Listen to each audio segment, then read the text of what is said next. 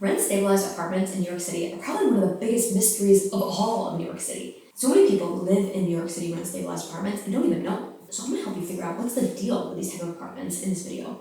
And also, I'm going to go over another term called rent-controlled apartments. A lot of times, rent-controlled and rent stabilization is used interchangeably in New York City, but they're actually not the same thing, so I'm going to go over both of those in this video. So typically, rent-stabilized apartments are apartments that were built before 1974, and they tend to have at least 6 units or more. But let's be real, most buildings in New York City tend to have 6 units or more.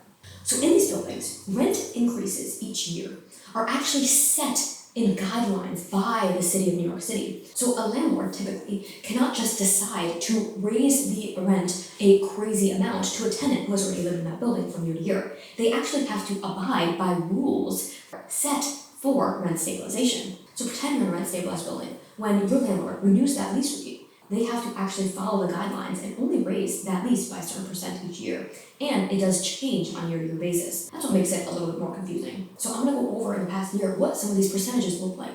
So for a 1-year lease from October 1st of 2023 to September 30th of 2024, you're looking at a percent of 3% increase for that next year. And that's for a 1-year lease. Now, if we're talking about a 2-year lease for that same time period, for the first year of that lease, you can raise it by 2.75%. But for the second year of that lease, you can raise it all the way to 3.2%. So you can actually raise it more in that second year. So unfortunately, you probably will have some type of rent increase. It might not be as crazy as some other buildings, which are doing some absolutely insane increases. I've seen horror stories when it comes to this. So there's some ways that a landlord can get around having to follow these rules. And there's something in real estate called capital improvements. And this means that the landlord has made major renovations or major improvements to the actual building or the actual unit. So if your unit is completely renovated in that time period, which, let's be real, if you're living there, it's probably not, then they technically do not have to follow the actual guidelines for increasing because major improvements have been made to the unit, meaning that this real estate asset is a lot more valuable now and people are going to be willing to pay more. So how do I figure out, one, if my building is rent stabilized, and how do I figure out if another building that I'm planning on moving to is rent stabilized? So if you actually go into StreetEasy, you can actually filter out to find rent-stabilized buildings. You're going to have to do this by using an advanced search and going into the description field and typing in rent-stabilized.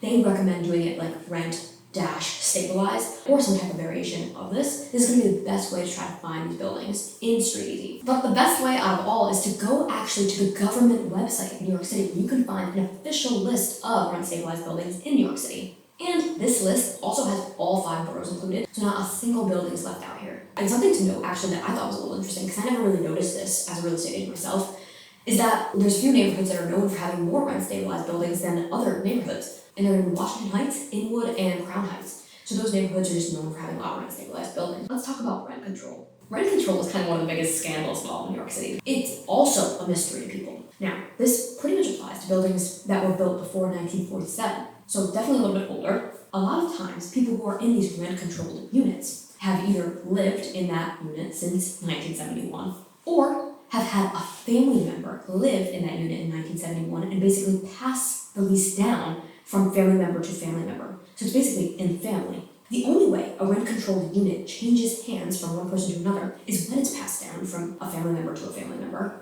or some type of successor. A successor is somebody who has lived in the apartment with that person for at least 2 years while that person was still alive. So when a tenant who is living in a rent-controlled building passes away, a family member basically takes over that unit. Honestly, even as a real estate agent myself, this is probably one of the craziest rules about New York City. And actually, I'm in the process with my husband and my real estate team of selling a rent-controlled unit in New York City right now. And they're difficult units to sell because if somebody's buying it as an investment property that they want to live in long-term, that tenant who is living there has the right to live there their entire life. And it's a great deal and a great apartment and is definitely taking advantage of it. Why wouldn't they? It's almost like a mind-boggling law in New York City. But this is the difference. So as you can tell, there's a huge difference between rent stabilization and rent control. Rent control is one of those things where, to be honest with you, you're probably not going to ever be able to take advantage of in New York City because it's something that really has existed and started so many generations ago in New York City. But rent stabilization is still something that you should take advantage of. And it's something that you should be aware of because there are so many people who live in rent stabilized buildings who don't even know that they live in rent stabilized buildings. And there are some landlords and management companies that are really, really good about following the rules and the guidelines, but there are some, I have to say, that try to get away with doing something that they should not be doing. So you just gotta be really careful about that. I hope this helped you figure out everything that you need to know about New York City rent stabilization. Now, if you found this video helpful, I would love if you subscribe to this channel because I have so many more videos going over topics just like this coming out very, very soon.